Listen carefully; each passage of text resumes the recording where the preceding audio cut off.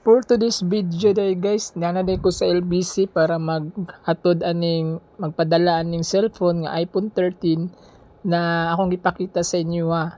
So, ako na siyang ipadala sa tao nga nakakuha ani nga cellphone. So, gichiksan ako ang iyang model sa cellphone para nagitay panghawakan. So, nagipirmahan po na ako na kinahanglan din na siya pirmahan. So, ilan na ditong giablihan dito kung pagbalotan na o ila po dang giusab og balot. So, nga na po day no.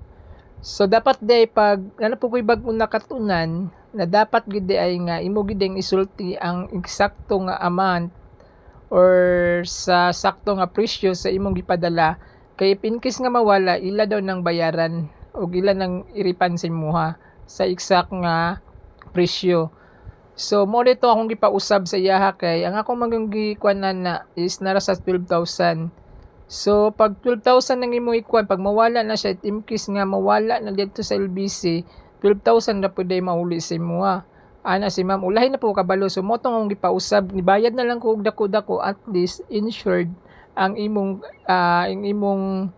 cellphone.